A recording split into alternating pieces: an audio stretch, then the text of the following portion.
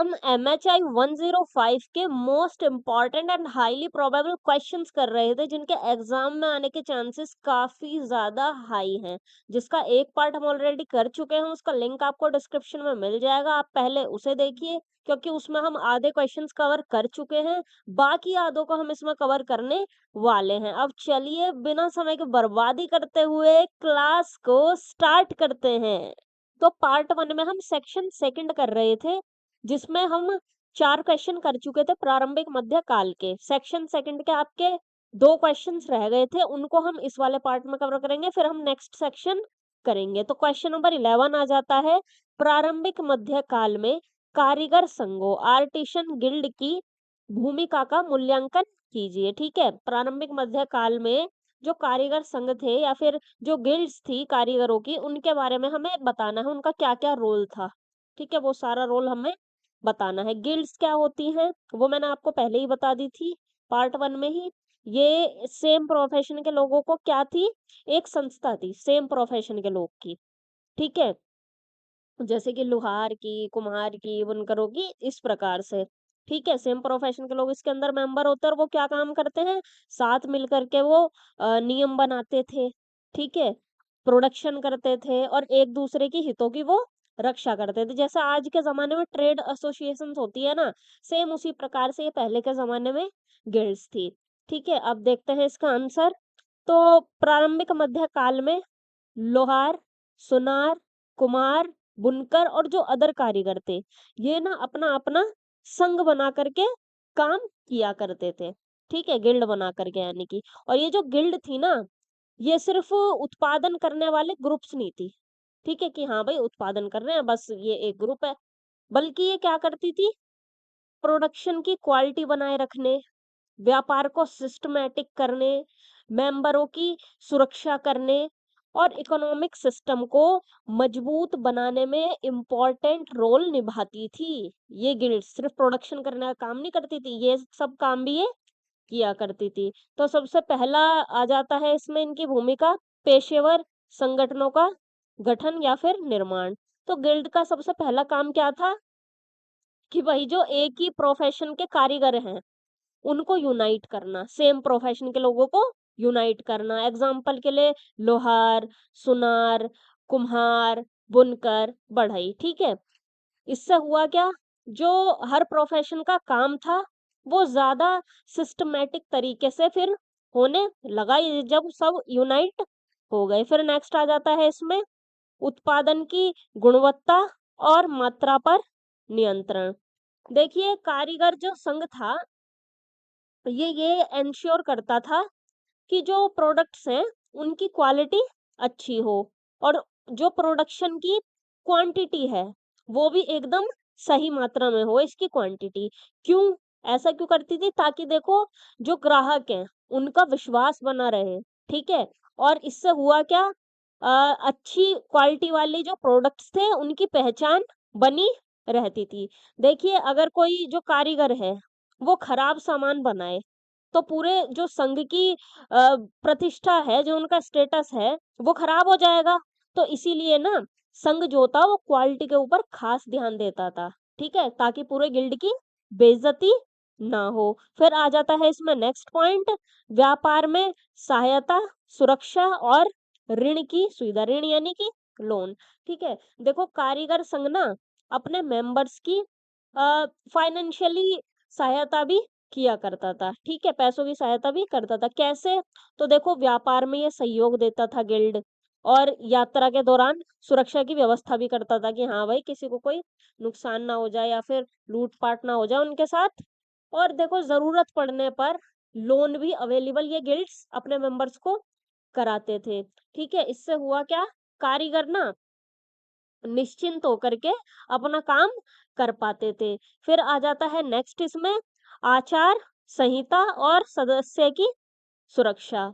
देखो हर संघ जो था उसके अपने अपने रूल्स होते थे हर संघ के, जैसे कि काम करने के नियम, व्यवहार के नियम, डिसिप्लिन बनाए रखना, ये इस तरीके के नियम हर संघ के हुआ करते थे। इससे हुआ क्या, सभी सदस्य ना एक फिक्स्ड सिस्टम के अकॉर्डिंग काम करते थे कि हाँ भाई ये हमारा फिक्स सिस्टम है और हमें इसी के अकॉर्डिंग ही काम करना है। देखिए अगर किसी संस्था में रूल्स ही ना हो तो वहां क्या होगा, अव्यवस्था फैल जाएगी। ठीक है, कोई कैसे कर रहा है, कोई कैसे कर रहा है, अव्यवस्था एकदम फैल जाएगी। ठीक है, इसलिए कारीगर संघों ने अपनी आचार संहिता बनाई हुई थी ताकि सिस्टमेटिक तरीके से सब काम हो सके और अच्छे से सारे जो मेंबर्स हैं वो चले। फिर आ जाता है नेक्स्ट इसमें शहरीकरण और ग्रामीण अर्थव्यवस्था से संबंध।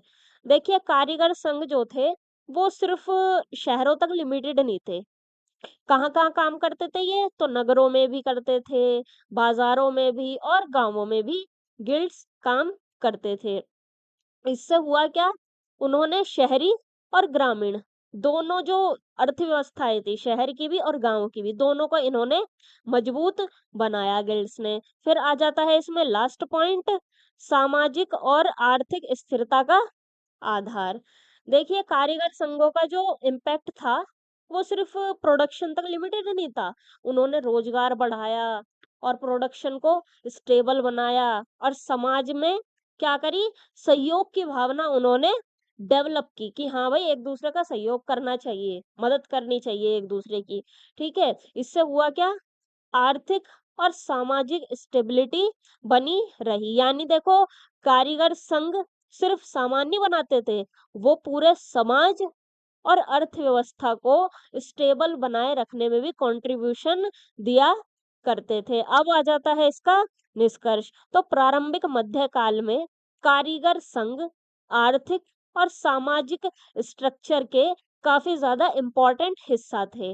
उन्होंने कारीगरों को यूनाइट किया, प्रोडक्शन की क्वालिटी बनाए रखी, व्यापार को सेफ और सिस्टमैटिक बनाया, सदस्यों को सहयोग उन्होंने प्रोवाइड किया और शहरी और ग्रामीण अर्थव्यवस्था के डेवलपमेंट में इम्पोर्टेंट कंट्रीब्यूशन दिया। इसी वजह से इतिहासकार कारीगर संघों को प्रारंभिक मध्यकालीन आर्थिक संगठन का बेस मानते हैं। अब आ जाता है क्वेश्चन नंबर 12, प्रारंभिक मध्यकालीन दक्षिण भारत में व्यापारी संघों की भूमिका का विश्लेषण कीजिए। पिछले वाले में क्या था, कारीगर संघ, वो भी कहाँ के, उत्तर भारत के। इस वाले में क्या है, दक्षिण भारत के हैं लेकिन क्या, व्यापारी संघ। सेम ही चीज है, वो कारीगरों की गिल्ड्स थी, ये व्यापारियों की गिल्ड्स है।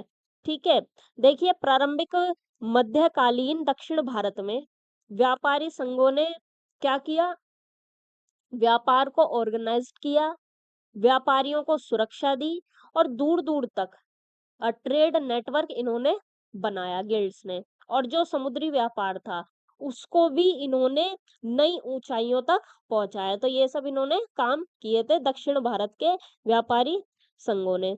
सबसे पहला इसमें रोल आ जाता है इनका, भूमिका पूछी है। देखो दक्षिण भारत में कई बड़े और फेमस व्यापारी संघ थे। मेन कौन कौन से थे, तो एन्नूर वर, अय्या वोले 500। ठीक है, नाम थोड़े डिफिकल्ट है, ये आपको याद करने पड़ेंगे। पर तो पहला ये था गिल्ड और दूसरा मणिग्रामम या फिर मणिगिरामम। ठीक है, और तीसरा नाना देसी। वैसे तो काफी सारे थे लेकिन फेमस वाले ये तीन थे, बड़े और फेमस। ठीक है, इनकी खासियत क्या थी, तो ये संघ जो थे ये सिर्फ नगर तक ही लिमिटेड नहीं थे। इनका जो व्यापार था वो काफी सारे राज्यों और विदेशों के देशों तक फैला हुआ था, विदेशी देशों तक इनका व्यापार फैला हुआ था। ठीक है, देखो इन्हें आप उस एक बड़ी व्यापारिक कंपनी की तरह समझ सकते हैं जिनकी ना ब्रांचेस जो होती हैं कई जगहों पर होती हैं, उस तरीके से आप इसको समझ सकते हैं। फिर आ जाता है नेक्स्ट पॉइंट, आंतरिक और समुद्री व्यापार का संगठन। देखो व्यापारी संघों का सबसे इम्पोर्टेंट काम क्या था, व्यापार को सिस्टमेटिक करना, ये था इनका सबसे इम्पोर्टेंट काम। क्या करते थे ये, देखो आंतरिक व्यापार का ये संचालन करते थे, जो आंतरिक व्यापार था उसको ये चलाते थे, और जो समुद्री व्यापार था उसका ये एक्सपेंशन करते थे, और अलग अलग क्षेत्रों को ये आपस में जोड़ने का काम किया करते थे, ट्रेड नेटवर्क बनाते थे ना। ठीक है, इससे हुआ क्या, दक्षिण भारत का जो व्यापार था वो देश और विदेश दोनों जगहों तक फैल गया। यानी व्यापारी संघ सिर्फ लोकल बाजार तक लिमिटेड नहीं थे, वो समुद्र के रास्ते दूसरे देशों तक भी व्यापार किया करते थे। नेक्स्ट इसमें आ जाता है आचार संहिता, विवाद समाधान और सदस्य सुरक्षा। देखो, हर व्यापारी संघ के अपने नियम होते थे। ये मैंने आपको पिछले वाले क्वेश्चन में बताया कि हर गिल्ड के अपने-अपने नियम होते थे। क्या करते थे ये? व्यापार के ये रूल्स बनाते थे और व्यापारियों के आपस में जो मेंबर्स का अगर विवाद हो जाता था कोई, तो उस विवाद को सॉल्व ये कराते थे और अपने मेंबर्स की सुरक्षा को भी ये एंश्योर किया करते थे। इससे हुआ क्या? व्यापार क्या हो गया? ज़्यादा सेफ और सिस्टमैटिक हो गया। ठीक है? देखो, एग्ज़ाम्पल के लिए अगर 2 व्यापारियों के बीच कोई विवाद हो जाए, तो व्यापारी संघ ही उसका क्या कराएगा? सॉल्यूशन कराएगा। ठीक है? फिर नेक्स्ट पॉइंट आ जाता है इसमें व्यापारिक नेटवर्क का विस्तार। देखो, व्यापारी संघों ने अलग-अलग क्षेत्रों को जोड़ने वाला ना एक बड़ा ट्रेड नेटवर्क जो है उसको रेडी किया। ठीक है? इसका फ़ायदा क्या हुआ? तो वस्तुओं का जो आदान-प्रदान था, लेन-देन था जो प्रोडक्ट्स का, वो बढ़ गया और नए बाज़ार डेवलप हुए और जो व्यापार था वो लगातार और ज़्यादा फैलता हुआ चला गया ट्रेड नेटवर्क की वजह से। इससे हुआ क्या? दक्षिण भारत आर्थिक रूप से क्या हो गया? फाइनेंशियली वो और ज़्यादा समृद्ध हो गया, अमीर हो गया एक तरीके से, आसान भाषा में कहें तो। ठीक है? फिर आ जाता है इसमें नेक्स्ट पॉइंट, धार्मिक संस्थाओं को आर्थिक सहायता। देखो, व्यापारी संघ सिर्फ व्यापार तक लिमिटेड नहीं थे। क्या-क्या करते थे ये?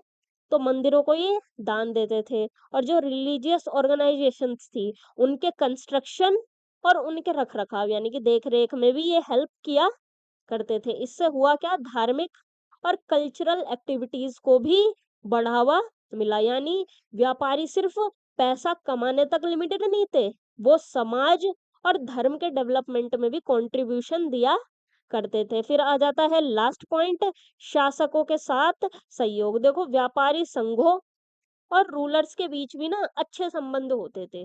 कैसे? तो जो रूलर्स थे वो व्यापार को प्रोटेक्शन देते थे और व्यापारी क्या देते थे रूलर्स को बदले में? टैक्स देते थे। तो दोनों ने मिलकर व्यापार को बढ़ावा दिया। ठीक है? वो उसके ऊपर प्रोटेक्शन दे रहे हैं वो व्यापारियों को और वो उनको क्या दे रहे हैं? टैक्स दे रहे हैं। ठीक है? दोनों एक-दूसरे पे क्या होगा? एक तरीके से डिपेंड आप मान सकते हैं। इससे हुआ क्या? व्यापार सेफ और स्टेबल बना रहा। यानी राजा और व्यापारी एक-दूसरे के क्या थे? सहयोगी थे। ठीक है? राजा सुरक्षा देता था और व्यापारी इकोनॉमी को मजबूत बनाते थे। ठीक है? फिर आ जाता है अब इसका निष्कर्ष। तो प्रारंभिक मध्यकालीन दक्षिण भारत में व्यापारी संघ आर्थिक विकास के मेन बेस थे। उन्होंने व्यापार को ऑर्गेनाइज्ड किया, व्यापारियों को सुरक्षा प्रोवाइड की, समुद्री व्यापार का एक्सपेंशन किया, रिलीजियस ऑर्गेनाइजेशन का सहयोग किया और रूलर्स के साथ मिलकर एक एम्पावर्ड आर्थिक व्यवस्था का उन्होंने निर्माण किया। इसी वजह से इतिहासकार व्यापारी संघों को दक्षिण भारत की आर्थिक समृद्धि और समुद्री व्यापार के एक्सपेंशन का मेन पिलर मानते हैं। अब आ जाता है सेक्शन थर्ड, मध्यकालीन अर्थव्यवस्था। अब सारे मध्यकालीन वाले क्वेश्चंस को कवर करेंगे। इसमें क्वेश्चन नंबर 13 आ जाता है, मध्यकालीन भारत में कृषि उत्पादन की संगठनात्मक संरचना यानी कि ऑर्गेनाइजेशनल स्ट्रक्चर पर चर्चा कीजिए।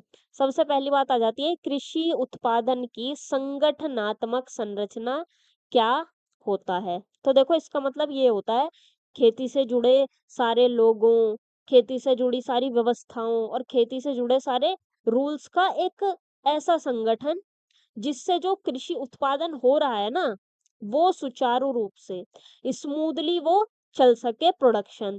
देखो, जैसे किसी स्कूल को चलाने के लिए सिर्फ टीचर्स की ही नहीं, बल्कि प्रिंसिपल, स्टाफ, रूल्स और सिस्टम की ज़रूरत होती है। वैसे ही ना खेती के लिए सिर्फ किसान ही नहीं, बल्कि लैंड, टैक्स, सिंचाई और ग्राम व्यवस्था भी ज़रूरी होती है। अब आते हैं इसके आंसर पर। देखो, सोचो, अगर खेती करनी है लेकिन यही डिसाइड ना हो कि जमीन किसकी है, टैक्स कौन देगा, सिंचाई कौन करेगा और गांव के जो लोग हैं वो कैसे मिलकर काम करेंगे। तो क्या जो एग्रीकल्चर सिस्टम है वो सही ढंग से चल पाएगा? बिल्कुल नहीं चल पाएगा। इसलिए ही किसी भी कृषि व्यवस्था को सक्सेसफुल बनाने के लिए एक संगठनात्मक संरचना, ऑर्गेनाइजेशनल स्ट्रक्चर की जरूरत होती है। और देखिए मध्यकालीन भारत में जो कृषि उत्पादन हो रहा था, ठीक है, वो उत्पादन जो था वो सिर्फ किसानों की मेहनत पर डिपेंड नहीं था, बल्कि लैंड ओनरशिप, टैक्स सिस्टम, श्रम संगठन, सिंचाई व्यवस्था और ग्राम समुदाय, इन सारी चीजों के जॉइंट एफर्ट्स पर उस समय का कृषि उत्पादन बेस्ड था, इन सारी चीजों के ऊपर। देखिए अब सबसे पहला पॉइंट इसमें आ जाता है भूमि की केंद्रीय भूमिका। देखो खेती करने का सबसे मेन आधार क्या होता है? भूमि। लैंड ही नहीं होगी तो खेती किसके ऊपर करेंगे? ठीक है, तो जो देखो भूमि की ओनरशिप थी और जो उसका कंट्रोल था, वो ना जो कृषि व्यवस्था थी उसको अफेक्ट करता था। ठीक है, क्या होता था? भूमि दान दिए जाते थे और जो लोकल अधिकारी थे उनको अधिकार मिलते थे। और कई क्षेत्रों में जो कंट्रोल था भूमि का वो विकेंद्रीकरण हुआ। ठीक है, बट गया वो कंट्रोल। ओके, इससे हुआ क्या? भूमि के बेस पर पूरी जो कृषि व्यवस्था थी वो ऑर्गेनाइज्ड हुई। देखो एग्जाम्पल के लिए अगर खेती करनी है तो सबसे पहले जमीन चाहिए, इसलिए भूमि पर पूरी कृषि व्यवस्था आधारित थी। बेस्ड किसके ऊपर थी? भूमि के ऊपर। फिर आ जाता है इसमें नेक्स्ट पॉइंट, किसान वर्ग की भूमिका। देखो प्रोडक्शन सिर्फ एक प्रकार के किसानों द्वारा नहीं होता था। ठीक है, सिर्फ एक प्रकार के किसान वर्ग कितने थे? तो स्वतंत्र किसान थे, ठीक है, जो इंडिपेंडेंट खुद की जमीन थी और उसके ऊपर खेती करते थे। आश्रित किसान थे और भूमिहीन श्रमिक थे। आश्रित वाले जो दूसरों के खेतों पर पट्टे पर या फिर बटाईदार उसको बोलते हैं, वैसे वो खेती करते थे। और भूमिहीन जिनके पास भूमि होती ही नहीं थी, वो दूसरे खेत पे जाके मजदूर के रूप में काम कर लिया करते थे। ठीक है, अब देखो हर वर्ग की ना अपने अपने लेवल पर कृषि उत्पादन में कंट्रीब्यूशन दिया, हर वर्ग ने, हर किसान वर्ग ने। इससे हुआ क्या? जो पूरी कृषि व्यवस्था थी वो सामूहिक रूप से, ठीक है, सामूहिक रूप से चलती थी। सब अपने अपने लेवल पर अपना कंट्रीब्यूशन दे रहे हैं अपने सामर्थ्य के अकॉर्डिंग। ठीक है, यानी देखो खेती सिर्फ खेत के मालिक की नहीं होती थी, उसमें मजदूर और जो अदर किसान हैं वो भी बराबर का रोल निभाया करते थे। अब फिर आ जाता है नेक्स्ट, कर प्रणाली। देखो खेती के साथ टैक्स सिस्टम भी जुड़ा हुआ था। किसान क्या देते थे? टैक्स देते थे या फिर उपज का एक अपनी हिस्सा देते थे, जहां भी जो तय था वो उस हिसाब से दिया करते थे। ठीक है, इससे हुआ क्या? राज्य को इनकम मिली और उसी इनकम से फिर प्रशासन और जो अदर काम थे वो चला करते थे राज्य के। ठीक है, फिर आ जाता है नेक्स्ट पॉइंट, सिंचाई की महत्वपूर्ण भूमिका। देखो खेती सिर्फ बारिश पर डिपेंड नहीं थी। सिंचाई के साधन क्या क्या थे? तालाब, कुएं, नहरें और जलाशय, ये सब सिंचाई के साधन थे। इससे हुआ क्या? रेगुलरली पानी मिला खेतों में और बहुफसली खेती पॉसिबल हुई। ये मैंने आपको पार्ट 1 में बताया था। और प्रोडक्शन भी क्या हुआ? जब सिंचाई बढ़िया तरीके से हो पा रही है तो वो भी बढ़ बढ़ गया प्रोडक्शन भी। ठीक है, देखो अगर खेतों में टाइम पर पानी मिलेगा तो फसल भी अच्छी होगी। इसलिए सिंचाई जो है वो कृषि संगठन का इम्पोर्टेंट हिस्सा थी। ठीक है, फिर आ जाता है इसमें नेक्स्ट पॉइंट, ग्राम समुदाय और पंचायत की भूमिका। देखिए मध्यकालीन गांव सिर्फ रहने की जगह नहीं थे। गांव में क्या क्या होता था? तो लोग मिलकर सिंचाई की व्यवस्था करते थे और सामूहिक रूप से वो काम किया करते थे, यानी कि मिलजुल के। ठीक है, और पंचायत जो थी वो लोकल प्रॉब्लम्स का सॉल्यूशन किया करती थी। इससे हुआ क्या? गांव के लेवल पर कृषि व्यवस्था सिस्टमैटिक बनी रहती थी। ठीक है, फिर आ जाता है इसमें लास्ट पॉइंट, सामाजिक असमानता का विकास। देखो कृषि व्यवस्था का जो इम्पैक्ट था वो समाज के ऊपर भी पड़ा। कैसे? तो देखो भूमि और जो रिसोर्सेस थे उन पर जो था वो सभी का इक्वल राइट नहीं था। ठीक है, सबका इक्वल राइट नहीं था जमीनों के ऊपर और जो रिसोर्सेस थे उनके ऊपर। इससे हुआ क्या, जो भूमिधारी वर्ग थे, ठीक है, जमींदार भी आप कह सकते हैं जिनके पास जमीन जायदाद है, जो वो वाला वर्ग था वो तो मजबूत हुआ, और जिनके पास भूमि नहीं थी, भूमिहीन जो श्रमिक थे उनकी संख्या भी बढ़ गई। ठीक है, यानी कि अमीर अमीर हुए और गरीब हुए, सीधी भाषा में बोले तो। और जो सोशल इनक्वालिटी थी उसका डेवलपमेंट हुआ। ठीक है, यानी देखो कृषि व्यवस्था ने सिर्फ उत्पादन ही नहीं बढ़ाया बल्कि समाज में अलग अलग इकोनॉमिक क्लासेस भी बना दी। अब आ जाता है इसका निष्कर्ष। तो मध्यकालीन भारत में कृषि उत्पादन की संगठनात्मक संरचना एक वेल ऑर्गेनाइज्ड, विकेंद्रीकृत और मल्टी डायमेंशनल सिस्टम था। इसमें लैंड ओनरशिप, किसान वर्ग, टैक्स सिस्टम, सिंचाई व्यवस्था और ग्राम समुदाय सभी ने मिलकर कृषि उत्पादन को ऑर्गेनाइज्ड किया। साथ ही इस व्यवस्था ने ग्रामीण समाज और अर्थव्यवस्था को भी गहराई से इम्पैक्ट किया। इसी वजह से इतिहासकार इसे मध्यकालीन ग्रामीण जीवन की आधारभूत संरचना मानते हैं। अब आ जाता है क्वेश्चन नंबर 14, मध्यकालीन उत्तर भारत में कृषक वर्गों की विभिन्न श्रेणियों का विवेचन कीजिए। देखिए मध्यकालीन उत्तर भारत में ना जो किसान वर्ग था वो डिफरेंट डिफरेंट कैटेगरीज में बटा हुआ था और वो सारी कैटेगरीज ही हमें इसमें बतानी है। देखिए मध्यकालीन उत्तर भारत में कृषक वर्ग जो था वो अलग अलग कैटेगरीज में बटा हुआ था। किसी के पास अपनी भूमि थी, कोई दूसरे की भूमि पर खेती करता था, तो कोई लीज पर भूमि लेकर खेती करता था, और जो कुछ बचे हुए थे वो दूसरों के खेतों में मजदूरी किया करते थे। और यही सब इसमें हमें बताना है। सबसे पहली कैटेगरी आ जाती है खुद काश्त, जिनको भूस्वामी कृषक भी कहा जाता था। ठीक है, तो ये कौन थे? ये वो वाले किसान थे जिनकी अपनी भूमि थी, जिनके पास खुद की भूमि थी और ये खुद की भूमि पर खुद ही खेती किया करते थे। जो इनकी कंडीशन थी वो काफी बेहतर थी। ठीक है, इनकी जो फाइनेंशियल कंडीशन थी वो काफी बेहतर थी, सही है, अमीर अमीर थे। इससे हुआ क्या, इनका जो कृषि उत्पादन था उन पर नियंत्रण रहता था, क्योंकि खुद की खेती थी, खुद पर ये उस पर ये खुद ही खेती कर रहे हैं, तो अपने उत्पादन पर इनका ज्यादा कंट्रोल रहा करता था। फिर आ जाती है नेक्स्ट कैटेगरी, पाही काश्त, जिनको अधीनस्थ कृषक या फिर आश्रित कृषक भी कहा जाता है। तो ये कौन थे? ये वो वाले किसान थे जिनके पास अपनी भूमि नहीं होती थी, या फिर अपनी भूमि पर इनका काफी लिमिटेड अधिकार हुआ करता था। तो ये वो वाले किसान होते थे पाही काश्त। ये क्या करते थे? ये दूसरों की भूमि पर खेती किया करते थे। ठीक है, और इनकी जो आर्थिक स्थिति थी वो खुद काश्त वाले किसानों से कमजोर थी।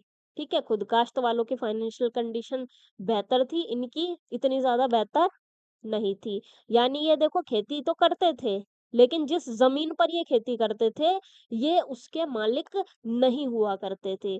ठीक है, नेक्स्ट आ जाता है मुजारियन काश्तकार या फिर बटाईदार। ठीक है, ये कौन होते थे? तो ये वो वाले किसान होते थे जो लीज पर भूमि लेकर खेती किया करते थे। ठीक है, किराए पर लेकर, लीज पर लेकर या पट्टे पे लेकर कह लो।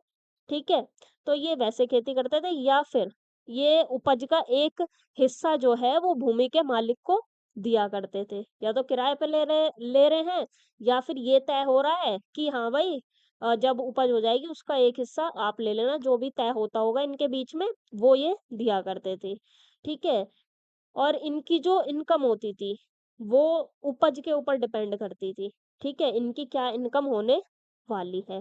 फिर आ जाता है लास्ट, बलाहार या फिर भूमिहीन कृषक या फिर खेतीहर मजदूर।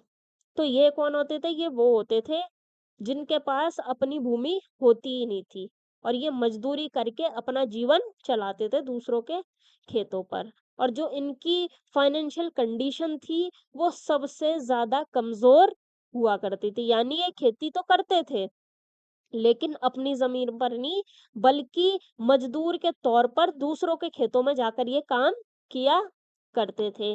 फिर इसमें नेक्स्ट पॉइंट आ जाता है, जाति और पेशे के आधार पर सामाजिक भेद। तो देखो किसानों में सिर्फ भूमि के बेस पर ही नहीं, बल्कि जाति और प्रोफेशन के बेस पर भी डिफरेंस था। ठीक है, हुआ क्या, कुछ जो जातियां थी उनको ज्यादा अधिकार मिले हुए थे, जबकि जो कुछ जातियां थी कास्ट सिस्टम में उनका जो स्टेटस था वो काफी नीचे था। इससे हुआ क्या, सामाजिक असमानता बढ़ गई। ठीक है, यानी देखो उस समय सिर्फ पैसा ही नहीं, जाति भी किसानों की जो सोशल स्टेटस था उसको अफेक्ट किया करती थी। फिर आ जाता है इसमें लास्ट पॉइंट, कर और दायित्वों में भिन्नता। दायित्व यानी कि जिम्मेदारी, आप इसको कह सकते हैं इस वर्ड को। देखो सभी किसानों की जो जिम्मेदारी थी वो सेम नहीं थी, दायित्व जो थे सेम नहीं थे। अंतर किस बात में था, देखो टैक्स की मात्रा में था अंतर, और श्रम सेवाओं में था, और भूमि से जुड़े अधिकारों में डिफरेंस था। इससे हुआ क्या, हर किसान वर्ग की जो फाइनेंशियल कंडीशन थी वो अलग अलग बनी रही। यानी कि देखो जिसके पास ज्यादा भूमि थी उसके अधिकार और जिम्मेदारियां भी अलग थे, और जो भूमिहीन मजदूर थे उनकी जो कंडीशन थी वो बिल्कुल ही अलग थी। अब आ जाता है इसका निष्कर्ष। तो मध्यकालीन उत्तर भारत में कृषक वर्ग काफी सारे सामाजिक और आर्थिक कैटेगरी में डिवाइड था। भूमि पर अधिकार, टैक्स सिस्टम, सोशल स्टेटस और आर्थिक संसाधनों के बेस पर किसानों को अलग अलग कैटेगरीज में बांटा हुआ था। यही जो विविधता थी वो मध्यकालीन ग्रामीण समाज की कॉम्प्लेक्स स्ट्रक्चर को क्लियरली दिखाती है। इसी वजह से इतिहासकार कृषक वर्गों की इस डाइवर्सिटी को मध्यकालीन कृषि व्यवस्था की एक मेन खासियत मानते हैं। अब आ जाता है क्वेश्चन नंबर 15, मुगल कालीन भू राजस्व प्रणाली की प्रमुख विशेषताओं की विवेचना कीजिए। सिंपल सा क्वेश्चन है, कोई ट्विस्ट करके इसको नहीं पूछा है। मुगल कालीन जो भू राजस्व प्रणाली है उसकी विशेषताएं हमको इसमें बतानी है। तो मुगल काल में जो कृषि थी वो राज्य की इनकम का ना मेन बेस थी, इसलिए जो मुगल रूलर्स थे खास करके अकबर, इनके टाइम पर भू राजस्व जो व्यवस्था थी इसको काफी ज्यादा ऑर्गेनाइज्ड बनाया गया। भूमि का मापन किया गया, भूमि का क्लासिफिकेशन किया गया, एवरेज उपज के बेसिस पर कर को डिसाइड किया गया, और उसका पूरा लेखा जोखा भी रखा गया भूमि का। सबसे पहली विशेषता इसमें आ जाती है भूमि का मापन। तो भूमि का मापन कैसे किया जाता था, जरीब से किया जाता था। ठीक है, जरीब एक तरीके की जंजीर होती थी और उससे इसका मापन किया जाता था। इसका पर्पस क्या था, भूमि का सही क्षेत्रफल पता चल सके और फिर उसी के ही बेसिस पर कर डिसाइड किया जा सके कि हाँ भाई इतना क्षेत्रफल है तो इतना टैक्स इनसे लिया जाए। इससे हुआ क्या, जो रेवेन्यू सिस्टम था वो ज्यादा ऑर्गेनाइज्ड और न्यूट्रल बन गया। फिर आ जाता है इसमें नेक्स्ट, भूमि का वर्गीकरण या फिर क्लासिफिकेशन। देखो सिर्फ भूमि को नापना ही काफी नहीं था, उसकी ना क्वालिटी भी देखी जाती थी। ठीक है, कि कितनी वो उपज कर सकती है भूमि, कितनी दे रही है वो भूमि उपज। तो सबसे पहला आ जाता है इसमें प्रकार भूमि का पॉलज, ये वो थी जो रेगुलरली जोती जा रही है खेती। फिर दूसरी आ जाती है परौती, ये वो थी जो कुछ टाइम के लिए छोड़ी गई थी। फिर आ जाती है चाचर, ये वो वाली भूमि थी जो कुछ साल के लिए छोड़ी गई है। फिर बंजर आ जाती है, चार टाइप की भूमि थी। तो बंजर कैसी थी, ये एकदम अनुपजाऊ थी, अनप्रोडक्टिव ये भूमि थी। तो ये जो क्वालिटी थी ये पता क्यों लगाई जाती थी, देखो क्योंकि जो हर भूमि थी उसकी उपज जो थी वो अलग होती थी, इसलिए टैक्स भी उसी के अकॉर्डिंग ही डिसाइड किया जाता था। जितना भाई उपज दे रही है उस हिसाब से ही टैक्स लिया जा रहा है। देखो, अच्छी जो उपज देने वाली भूमि है और जो कम उपज देने वाली भूमि है, उस पर सेम टैक्स नहीं लगाया जाता था। फिर आ जाता है इसमें नेक्स्ट, ज़ब्त प्रणाली। तो इसमें क्या होता था, भूमि का ना जो एवरेज उपज है, उसका अनुमान लगाया जाता था और फिर उसी के ही बेसिस पर कर डिसाइड किया जाता था। इससे जो कर का निर्धारण था, वो कंपैरेटिवली नियमित और ऑर्गेनाइज्ड हो गया। ठीक है? यानी देखो, पहले देखा जाता था कि खेत जनरली कितनी उपज देता है, फिर उसी के ही बेसिस पर कर को डिसाइड किया जाता था। ठीक है?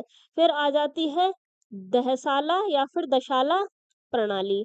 तो इसमें क्या होता था, पिछले जो 10 सालों का जो एवरेज उपज है, ठीक है? पिछले 10 सालों की जो एवरेज उपज है, उसका हिसाब लगाया गया और फिर उसी एवरेज के बेसिस पर कर का निर्धारण किया गया कि हाँ भाई, इतना कर लेना है इनसे।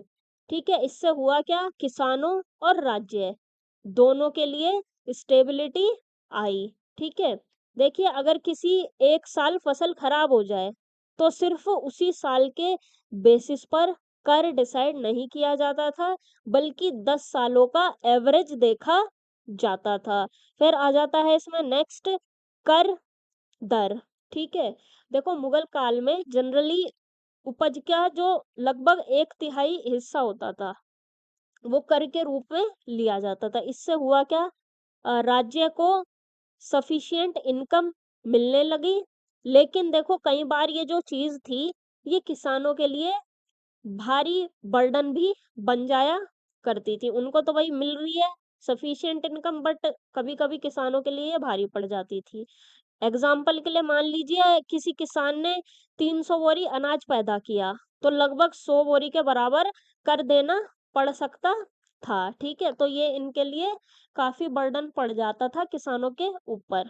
फिर नेक्स्ट विशेषता आ जाती है ज़मींदारों की भूमिका। देखो, राज्य जो था वो हर किसान से डायरेक्टली कर नहीं लेता था, ज़मींदारों के ज़रिए लेता था। ज़मींदार क्या करते थे, टैक्स वसूली में वो हेल्प करते थे और राज्य और किसानों के बीच मीडिएटर का काम ये किया करते थे। इससे हुआ क्या, रेवेन्यू कलेक्शन इजी हो गया, यानी जमींदार सरकार और किसानों के बीच एक कड़ी की तरह काम किया करते थे। फिर आ जाता है नेक्स्ट इसमें, विस्तृत अभिलेख व्यवस्था। देखो, मुगल प्रशासन में ना रिकॉर्ड रखने पर खास ध्यान दिया जाता था। क्या क्या दर्ज किया जाता था, तो भूमि का क्षेत्रफल, भूमि का टाइप, किसान का नाम और टैक्स की मात्रा, ये सब दर्ज किया जाता था। इससे हुआ क्या, जो रेवेन्यू सिस्टम था वो ज़्यादा ट्रांसपेरेंट और ऑर्गेनाइज्ड बन गया। अब इस भू राजस्व प्रणाली का पॉजिटिव इम्पैक्ट क्या पड़ा, तो राजस्व स्थिरता।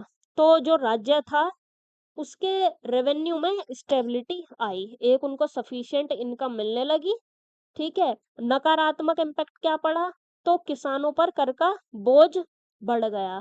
ठीक है? उनके ऊपर बर्डन पड़ा। उनको तो भैया अपनी मिल रही है, बढ़िया आय, इनकम, लेकिन इन पर बोझ पड़ गया था। तो ये इसका इम्पैक्ट था। अब आ जाता है इसका निष्कर्ष। तो मुगल कालीन भू राजस्व प्रणाली मध्यकालीन भारत की सबसे ऑर्गेनाइज्ड प्रशासनिक व्यवस्थाओं में से एक थी। इससे राज्य को टिकाऊ इनकम प्राप्त हुई, राजस्व संग्रह ज्यादा संगठित हुआ और प्रशासन को मजबूती मिली। हालांकि कई बार ऊंचे कर की वजह से किसानों पर ज्यादा बर्डन भी बढ़ा। इसी वजह से इतिहासकार इस सिस्टम को प्रशासनिक नजरिए से सफल, लेकिन किसानों के लिए मिक्स्ड इम्पैक्ट वाली प्रणाली मानते हैं। तो अगर ये क्लास आपको हेल्पफुल लग रही है, तो इसको लाइक कर दीजिए और अपने दोस्तों के साथ भी इसको शेयर करिए। और एमएचआई फर्स्ट ईयर के बाकी सब्जेक्ट्स की भी ऐसी ही एग्जाम ओरिएंटेड क्लासेस के लिए चैनल को भी सब्सक्राइब कर लीजिए। अब चलिए आगे बढ़ते हैं। अब आ जाता है क्वेश्चन नंबर 16, दिल्ली सल्तनत की भू राजस्व व्यवस्था का परीक्षण कीजिए। अब दिल्ली सल्तनत की भू राजस्व व्यवस्था बतानी है। तो देखिए, मध्यकालीन भारत में जो राज्य की आय का जो सबसे बड़ा सोर्स होता था, वो क्या होता था, कृषि से मिलने वाला जो भू राजस्व होता था, जो टैक्स होता था, रेवेन्यू जो मिलता था, वो था सबसे बड़ा सोर्स इनकम का। और दिल्ली सल्तनत की भी जो अर्थव्यवस्था थी वो मेनली एग्रीकल्चर के ही ऊपर बेस्ड थी। इसलिए ना सुल्तानों ने भूमि से टैक्स वसूलने के लिए एक खास लैंड रेवेन्यू सिस्टम डेवलप किया। ठीक है, और इस व्यवस्था से राज्य को सफिशिएंट इनकम प्राप्त होती थी, लेकिन कई बार किसानों पर टैक्स का बोझ भी बढ़ जाता था। ठीक है, तो इसमें सबसे पहला पॉइंट आ जाता है भूमि का सर्वोच्च स्वामी सुल्तान। देखिए, जो भूमि पर सुप्रीम अथॉरिटी होती थी वो किसकी होती थी? सुल्तान की होती थी। सबसे जो उच्च अधिकार होता था वो सुल्तान का माना जाता था। ठीक है, मतलब कि किसान खेती करते थे, लेकिन जो अल्टीमेट ओनरशिप होती थी वो किसकी मानी जाती थी? राज्य की मानी जाती थी। राज्य की मीन्स सुल्तान की मानी जाती थी।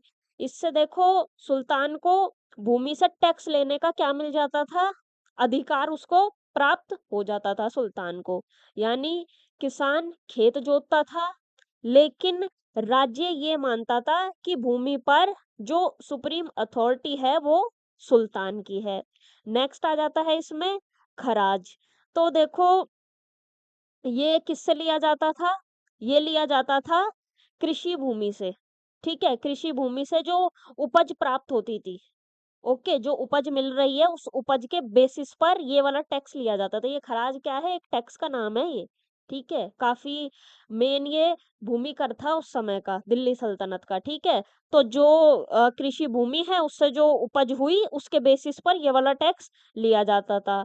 और यही जो था कर, ये राज्य की आय का सबसे बड़ा, राज्य की इनकम का सबसे बड़ा सोर्स ये खराज बन गया। ठीक है, नेक्स्ट आ जाती है इक्ता प्रणाली।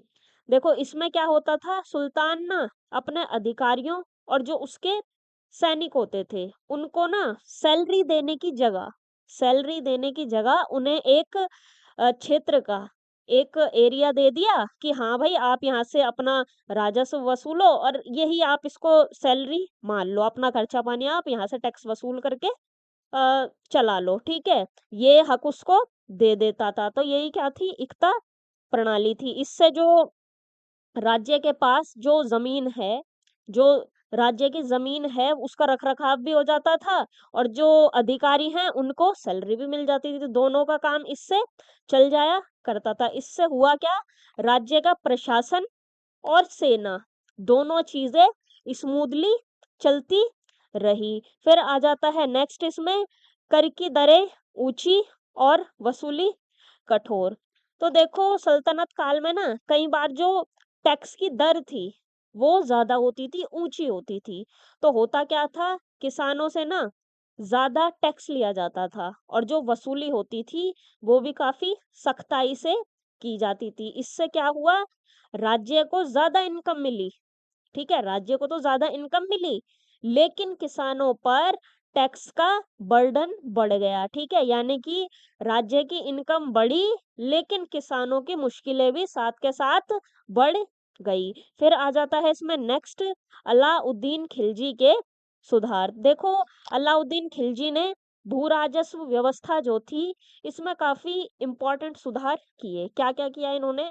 तो भूमि का मापन कराया, टैक्स की जो दरें थी उनको ऑर्गेनाइज्ड किया, और जमींदारों को जो खास अधिकार मिले हुए थे, ठीक है, उन अधिकारों में कमी की इन्होंने। इससे हुआ क्या? जो राज्य का कंट्रोल था वो मजबूत हो गया, और रेवेन्यू कलेक्शन जो था राज्य का वो भी बढ़ गया। ठीक है, मतलब कि देखो अलाउद्दीन खिलजी चाहते थे कि जो टैक्स है वो सीधे और ऑर्गेनाइज्ड तरीके से डायरेक्टली राज्य तक पहुंचे। ठीक है, ज्यादा बीच में गड़बड़ी वगैरह ना हो। फिर नेक्स्ट आ जाता है मोहम्मद बिन तुगलक। तो देखो मोहम्मद बिन तुगलक ने भी जो रेवेन्यू था उसको बढ़ाने की कोशिश की, लेकिन हुआ क्या? इन्होंने कुछ एरियाज में टैक्स बढ़ा दिए, और इसका रिजल्ट ये निकला किसानों पर बोझ जो था वो बढ़ गया, और कई जगहों पर विद्रोह और डिससेटिस्फेक्शन भी फैल गया। यानी देखो जो योजना थी वो अच्छी थी, लेकिन इसका सही रिजल्ट नहीं निकल पाया। फिर आ जाता है लास्ट पॉइंट, किसानों की स्थिति कमजोर। देखो पूरा जो ये राजस्व व्यवस्था थी, इसका सबसे ज्यादा जो इम्पैक्ट था वो किसके ऊपर पड़ा? किसानों के ऊपर पड़ा। क्या क्या प्रॉब्लम फेस करनी पड़ी इनको? तो ज्यादा कर उनको देना पड़ा, अकाल का सामना करना पड़ा, युद्ध होते थे तो भी बर्डन इन्हीं के ऊपर पड़ता था, किसानों के ऊपर टैक्स इनका बढ़ा दिया जाता था, और फाइनेंशियली रूप से भी इनको मुश्किलें झेलनी पड़ी। इससे हुआ क्या, कई किसानों की जो कंडीशन थी वो काफी ज्यादा कमजोर हो गई। अब आ जाता है इसका निष्कर्ष। दिल्ली सल्तनत की भू राजस्व व्यवस्था एक ऑर्गेनाइज्ड, सेंट्रलाइज्ड और सख्त एडमिनिस्ट्रेटिव सिस्टम थी।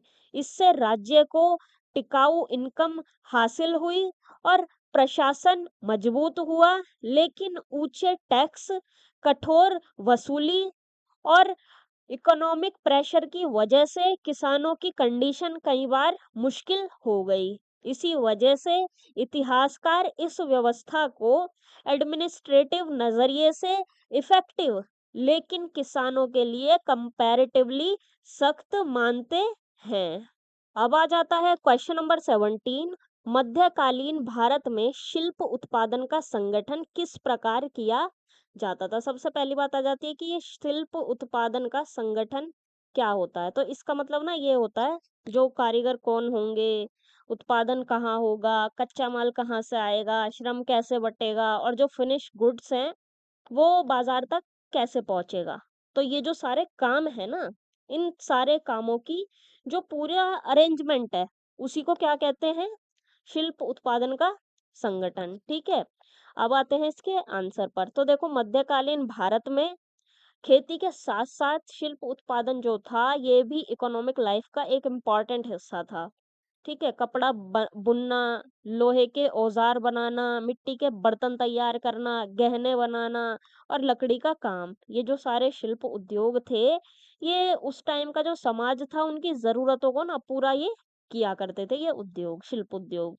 और इन शिल्पों का जो प्रोडक्शन होता था, वो किसी एक इंसान के जरिए नहीं होता था, बल्कि जाति, ग्राम व्यवस्था, व्यापारी संघों यानी कि गिल्ड्स और बाजारों के सहयोग से ऑर्गेनाइज्ड रूप से किया जाता था इन सारी चीजों का प्रोडक्शन।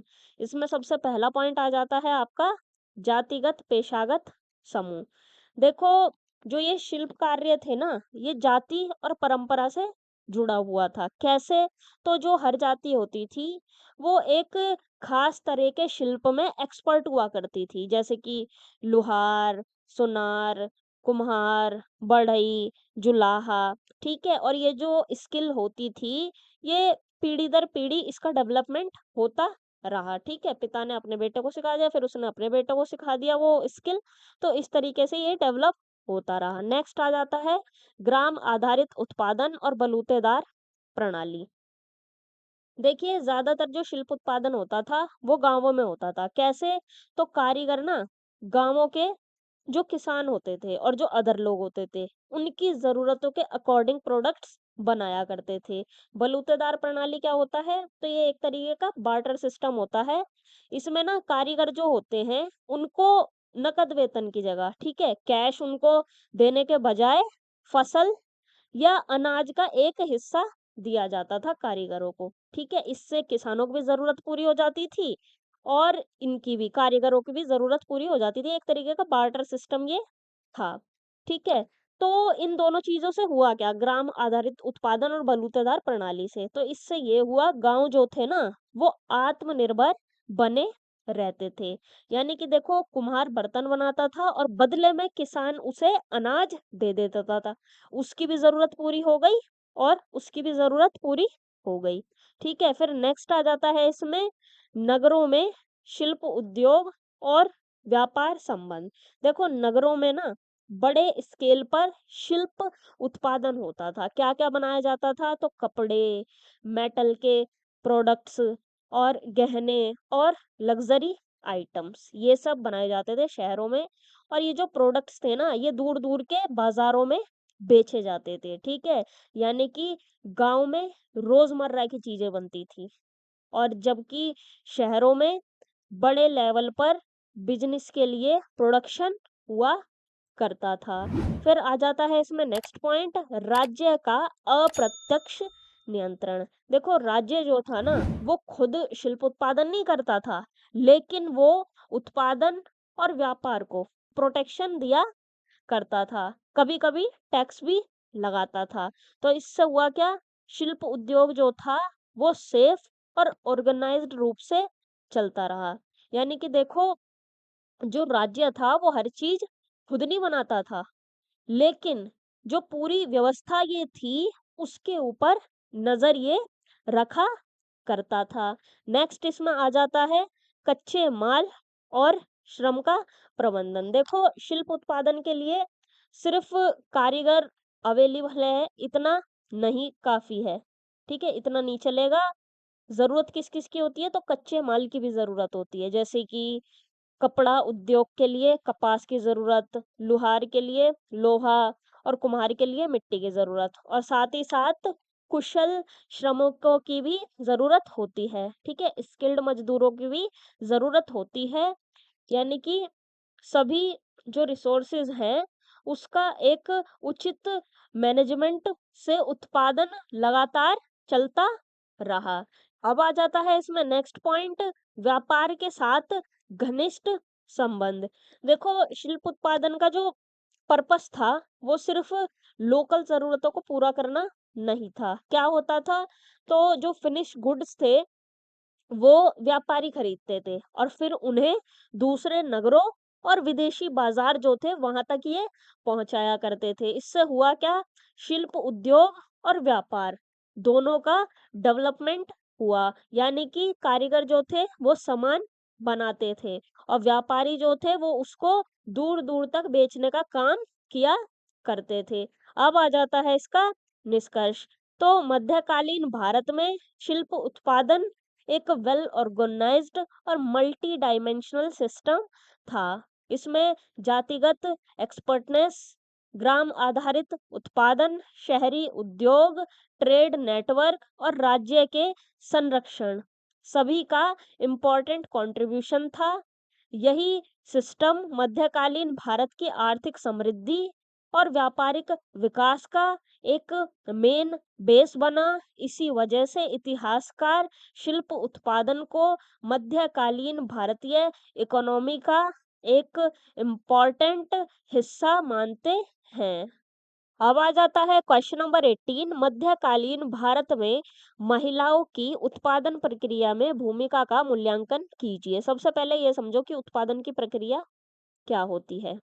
देखो कृषि, पशुपालन, शिल्प, घरेलू उद्योग और प्रोडक्ट्स को बनाने से जुड़ी जो भी सारी एक्टिविटीज हैं, उन्हीं सारी एक्टिविटीज को क्या कहा जाता है? उत्पादन प्रक्रिया। तो उत्पादन प्रक्रियाओं में महिलाओं का क्या रोल था? वो भी कब? मध्यकालीन भारत में, वो हमको बताना है। तो देखिए, मध्यकालीन भारत की इकोनॉमिक सिस्टम में महिलाओं का जो कंट्रीब्यूशन था, वो बहुत इम्पोर्टेंट था। वो खेती के काम करती थीं, पशुपालन करती थीं, सूत कातती थीं, कपड़ा बुनती थीं, मिट्टी के बर्तन बनाने में हेल्प करती थीं और जो काफ़ी सारे घरेलू उद्योग थे, उनसे जुड़ी रहती थी महिलाएँ।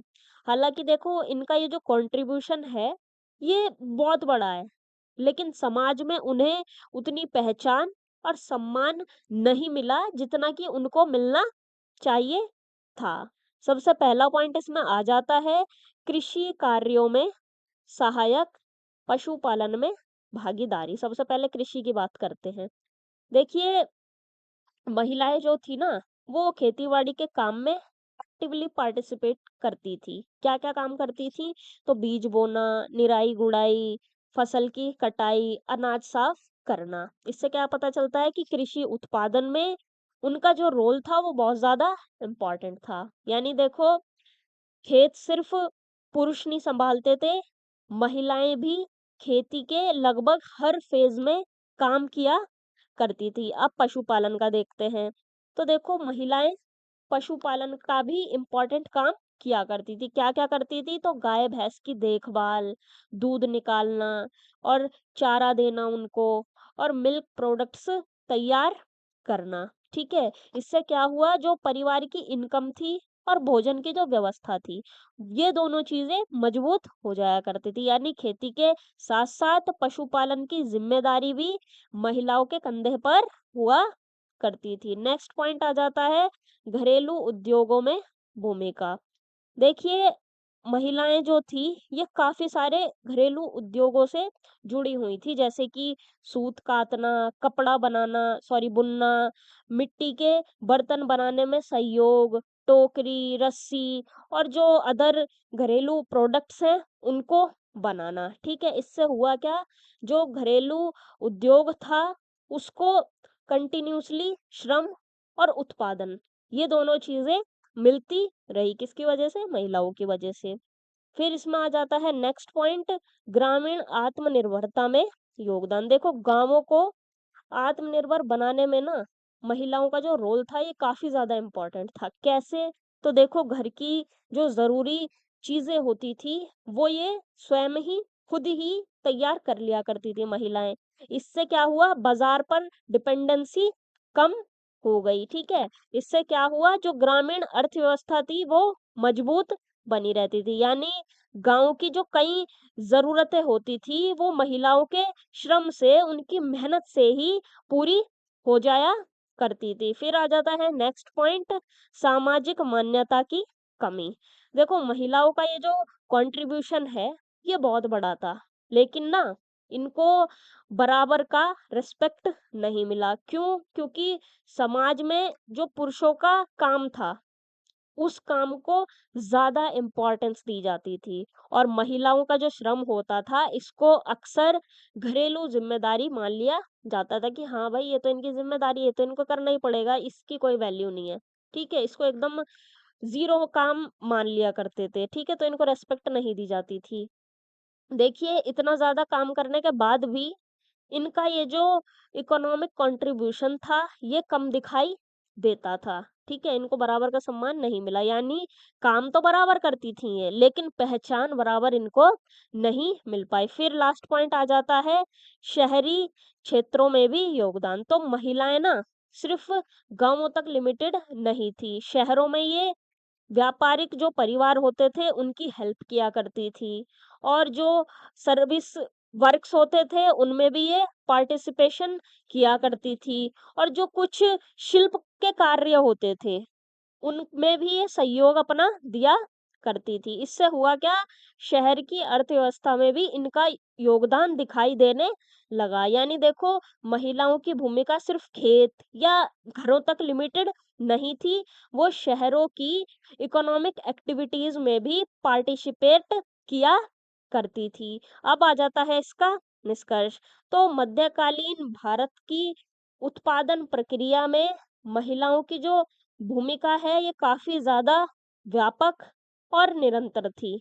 उन्होंने कृषि, पशुपालन, घरेलू उद्योग और शिल्प उत्पादन के ज़रिए अर्थव्यवस्था को मजबूत बेस प्रोवाइड किया। हालाँकि इनके श्रम का सामाजिक और आर्थिक मूल्यांकन काफ़ी नहीं हुआ, फिर भी वे मध्यकालीन अर्थव्यवस्था की एक मैंडेटरी पावर थी। इसी वजह से आधुनिक इतिहासकार महिलाओं के कंट्रीब्यूशन को मध्यकालीन अर्थव्यवस्था का एक इम्पॉर्टेंट बेस मानते हैं।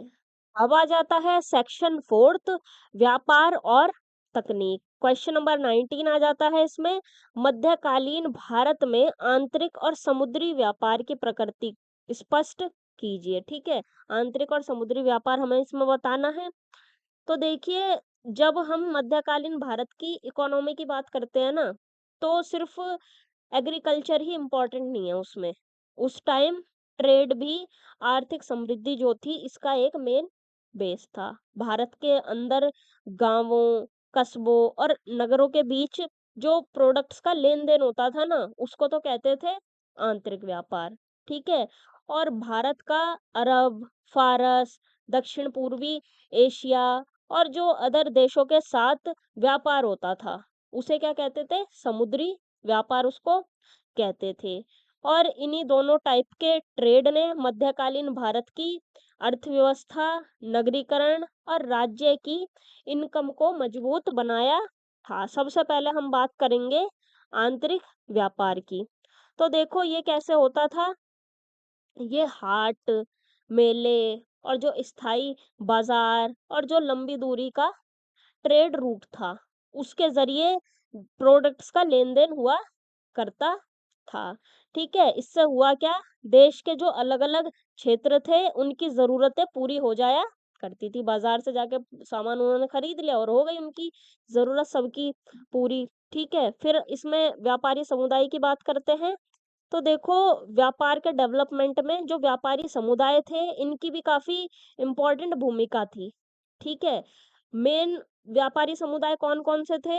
तो बनिया, मारवाड़ी, गुजराती, ये सब थे मेन व्यापारी समुदाय। इनका काम क्या था? तो ये ना प्रोडक्ट्स को एक जगह से दूसरी जगह तक पहुँचाते थे और ट्रेड रूट्स को डेवलप ये व्यापारी समुदाय किया करते थे। इससे क्या हुआ?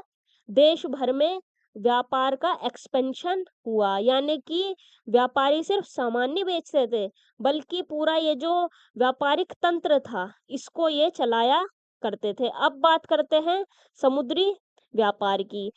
सबसे पहले देखते हैं कि प्रमुख बंदरगाह कौन से थे? तो गुजरात, मालाबार और कोरोमंडल। ठीक है? ये थे मेन बंदरगाह। और यहाँ से क्या होता था? यहाँ से देखो विदेशों के साथ व्यापार किया जाता था। इससे हुआ क्या? भारत इंटरनेशनल ट्रेड का भी इम्पोर्टेंट सेंटर बन गया। क्या-क्या एक्सपोर्ट होता था? तो एक्सपोर्ट होता था मसाले, सूती वस्त्र, रेशमी वस्त्र, नील और कीमती पत्थर। ये सारी चीज़ें एक्सपोर्ट होती थी, यानी कि भारत विदेश में बेचता था। इससे हुआ क्या? विदेशों में जो भारत के प्रोडक्ट्स थे, उनकी डिमांड बढ़ गई। यानी कि देखो, भारत सिर्फ अपनी ही ज़रूरतों को पूरी नहीं करता था, बल्कि दुनिया के कई देशों को भी सामान वो भेजा करता था। अब बात करते हैं इम्पोर्ट की, कि विदेश से भारत अपने यहाँ क्या-क्या मँगाता था। तो भारत दूसरे देशों से भी काफ़ी सारी वस्तुएँ मँगाया करता था। क्या-क्या मँगाता था? आयात करता था। तो घोड़े, सोना, चांदी और लग्ज़री आइटम्स। इससे हुआ क्या? जो भारत के बाज़ार थे, उन बाज़ारों में भी जो ये विदेशी प्रोडक्ट्स थे, ये अवेलेबल रहा करते थे। ठीक है? पहले मँगाया, फिर अपने बाज़ारों में उसको लगाया और फिर उसको बेचा। हो गई ना विदेशी वस्तुएँ अवेलेबल। ओके, फिर आ जाता है इसमें लास्ट पॉइंट, राज्य की भूमिका। तो देखो, व्यापार को ना स्मूथली चलाने में राज्य की भी काफ़ी इम्पोर्टेंट भूमिका थी। राज्य क्या करता था? व्यापार पर टैक्स वसूलता था और जो ट्रेड रूट्स थे, उनकी सुरक्षा किया करता था और बंदरगाहों को भी प्रोटेक्शन ये दिया करता था राज्य। इससे हुआ क्या? व्यापार जो था वो सेफ और ऑर्गेनाइज्ड रूप से चलता रहा। यानी देखो, व्यापार सिर्फ व्यापारियों के भरोसे नहीं चलता था, राज्य भी उसकी सुरक्षा और व्यवस्था में अपना सहयोग देता था। अब आ जाता है इसका निष्कर्ष। तो मध्यकालीन भारत में आंतरिक और समुद्री व्यापार दोनों काफी ज्यादा डेवलप्ड थे। इनसे ना सिर्फ व्यापारिक गतिविधियों का एक्सपेंशन हुआ, बल्कि राज्य की इनकम, नगरों का डेवलपमेंट और भारत की इंटरनेशनल पहचान भी मजबूत हुई। यही वजह है कि मध्यकालीन भारत को विश्व के मेजर ट्रेड सेंटर्स में गिना जाता है। अब आ जाता है MHI 105 का लास्ट क्वेश्चन, क्वेश्चन नंबर 20। मध्यकालीन भारत में तकनीकी परिवर्तनों की प्रकृति का विश्लेषण कीजिए। सबसे पहले समझो कि ये तकनीकी परिवर्तन क्या होता है। देखो, इसका मतलब होता है काम करने के तरीकों, औजारों और तकनीकों में ऐसे चेंजेस आ जाना, ऐसे सुधार आ जाना जिससे क्या हो जाए, उत्पादन ज्यादा आसान, तेज और इफेक्टिव हो जाए। उसी चीज को हम क्या कहेंगे? तकनीकी परिवर्तन। जिससे क्या हो गया? प्रोडक्शन इजी हो गया, फास्ट हो गया और इफेक्टिव हो गया। तो इसमें हमें बताना है मध्यकालीन भारत में कैसे कैसे तकनीकी परिवर्तन आए। ओके, तो देखिए, मध्यकालीन भारत में ना आज की तरह मॉडर्न मशीन्स तो नहीं थी, लेकिन फिर भी कृषि, सिंचाई, शिल्प, सेना, ट्रांसपोर्टेशन और आर्किटेक्चर जैसे जो सेक्टर्स थे, इनमें धीरे-धीरे इम्पोर्टेंट टेक्निकल इम्प्रूवमेंट्स हुए, ठीक है? और इन चेंजेस ने क्या किया? उत्पादन को बढ़ा दिया, व्यापार को एनकरेज किया और जो राज्य की इकोनॉमिक पावर थी, उसको भी मजबूत इन सुधारों ने किया, इन चेंजेस ने किया। तो सबसे पहला इसमें आ जाता है परिवर्तन कृषि में, ठीक है? देखिए क्या-क्या सुधार हुए? तो रहट, इसका ज़्यादा यूज़ अब होने लगा और कुएँ, तालाब और नहरों का भी निर्माण हो गया और सिंचाई के बेहतर साधनों का भी डेवलपमेंट हो गया। इससे हुआ क्या? खेती जो थी वो सिर्फ़ बारिश पर डिपेंड अब नहीं रही और जो उत्पादन था उसमें भी बढ़ोतरी हो गई। ठीक है? फिर आ जाता है नेक्स्ट इसमें कृषि उपकरणों में सुधार, ठीक है? तो देखो खेती के औज़ार भी ना पहले के मुकाबले बेहतर अब हो गए, जैसे कि लोहे का हल आ गया, गहरी जुताई होने लगी और मजबूत जो कृषि टूल्स थे वो अब आने लगे। इससे हुआ क्या? भूमि की जो उत्पादकता होती है वो बढ़ गई और खेती क्या हो गई? अब ज़्यादा इफ़ेक्टिव हो गई, यानी कि बेहतर औज़ारों की वजह से किसान कम टाइम में ज़्यादा अच्छी खेती अब कर सके। फिर आ जाता है नेक्स्ट इसमें शिल्प। तो देखो शिल्प उद्योगों में भी ना नई-नई टेक्नोलॉजीज़ का यूज़ हुआ, जैसे कि वस्त्र उद्योग में कताई का, रंगाई का और छपाई की भी एडवांस्ड टेक्नोलॉजीज़ अब आ गई। इससे हुआ क्या? बेहतर क्वालिटी वाले कपड़े अब बनने लगे और उनका व्यापार भी अब बढ़ गया। यानी देखो सिर्फ़ ज़्यादा सामान नहीं बनने लगा, बल्कि पहले के मुकाबले ज़्यादा बेहतर क्वालिटी का अब सामान बनने लगा। फिर आ जाता है नेक्स्ट सैन्य। तो देखो मध्यकाल में ना मिलिट्री सेक्टर में भी इम्पोर्टेंट चेंजेस आए, जैसे कि बारूद आ गया और तोपखाने का यूज अब होने लगा। इससे हुआ क्या? युद्ध की स्ट्रेटजी और जो मिलिट्री पावर थी, ये दोनों चीजें अब बदल गई। देखिए पहले ना तलवार और धनुष का ज्यादा यूज होता था, लेकिन अब बारूद और तोपों ने युद्ध की जो पूरी पिक्चर थी उसको बदल डाला। फिर आ जाता है नेक्स्ट इसमें परिवहन यानी कि ट्रांसपोर्टेशन। देखो ये जो तकनीकी परिवर्तन थे, इनका इम्पैक्ट ट्रांसपोर्टेशन पे भी पड़ा। क्या सुधार हुए? तो बेहतर सड़कें बन गई, सराय बन गए और बड़े जो समुद्री जहाज थे ये भी बन गए। इससे हुआ क्या? व्यापार जो था वो तेज और सेफ अब हो गया। अब आ जाता है इसमें नेक्स्ट वास्तु कला। तो देखो मध्यकालीन भारत का जो आर्किटेक्चर था, इसमें भी नई टेक्नोलॉजीज का यूज अब हुआ, जैसे कि गुंबद, मेहराब, संगमरमर और तराशे हुए पत्थरों का यूज। इससे हुआ क्या? भव्य और मजबूत इमारतों का निर्माण जो है वो पॉसिबल हुआ। यानी कि देखो ये जो तकनीकी परिवर्तन थे ये सिर्फ खेती तक लिमिटेड नहीं थे, इन्होंने भवन निर्माण करने की कला यानी कि आर्किटेक्चर को भी नई ऊंचाइयों तक पहुंचा दिया। अब आ जाती है इन सारे परिवर्तनों की लिमिटेशंस, ठीक है? देखो क्या ये जो परिवर्तन थे ये पूरी तरह मॉडर्न थे? तो इसका आंसर है नहीं, ये पूरी तरीके से मॉडर्न नहीं थे, क्योंकि देखो ज़्यादातर जो काम थे वो हस्तशिल्प पर ही बेस्ड अभी भी थे, ठीक है? हाथों से काम हो रहा था। मशीनों का जो यूज़ था वो बहुत ज़्यादा लिमिटेड था और जो परिवर्तन थे ना ये धीरे-धीरे हो रहे थे। इससे हुआ क्या? जो तकनीकी विकास हो रहा था वो तो हुआ, लेकिन जो पारंपरिक व्यवस्था थी उसी के अंदर ही लिमिटेड ये विकास रहा। यानी कि सुधार तो हुए, लेकिन औद्योगिक क्रांति जैसी तेज स्पीड से उस टाइम ये चेंजेस नहीं हो पाए। अब आ जाता है इसका निष्कर्ष। तो मध्यकालीन भारत में तकनीकी परिवर्तन धीरे धीरे डेवलप हुए, लेकिन उनका इम्पैक्ट कृषि, सिंचाई शिल्प, व्यापार, सेना और वास्तुकला जैसे काफ़ी सारे सेक्टर्स के ऊपर पड़ा। इन चेंजेस ने उत्पादन और इकोनॉमिक एक्टिविटीज़ को मजबूत किया, हालाँकि ये पारंपरिक तकनीकों और हस्तशिल्प की लिमिटेशंस के अंदर ही डेवलप हुए।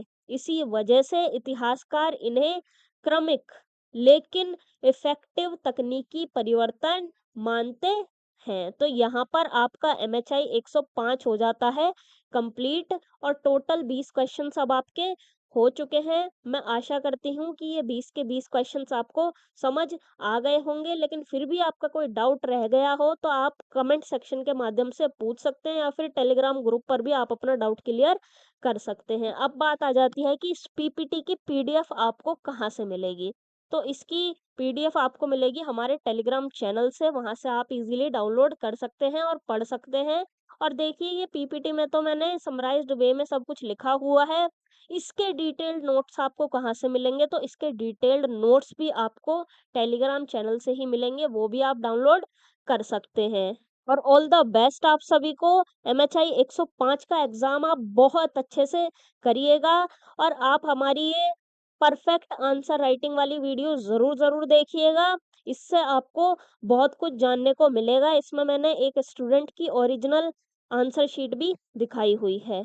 और ये क्लास आपको हेल्पफुल लगी हो तो इसको लाइक कीजिए, कमेंट सेक्शन में अपना रिव्यू दीजिए और अपने दोस्तों के साथ भी इसको शेयर कीजिए। और एमएचआई 102 की ऐसी ही एग्जाम ओरिएंटेड क्लास के लिए चैनल को सब्सक्राइब ज़रूर कर लीजिए और बेल आइकन भी यहाँ से प्रेस कर लें ताकि उसका नोटिफिकेशन सबसे पहले आपको मिल सके। और आप हमें टेलीग्राम, व्हाट्सएप और इंस्टाग्राम पर भी ज्वाइन कर सकते हैं। इन सभी के लिंक्स आपको डिस्क्रिप्शन में मिल जाएंगे। मिलते हैं एमएचआई 102 की क्लास में। तब तक के लिए स्वस्थ रहिए, पढ़ते रहिए। जय हिंद, जय भारत, राधे राधे।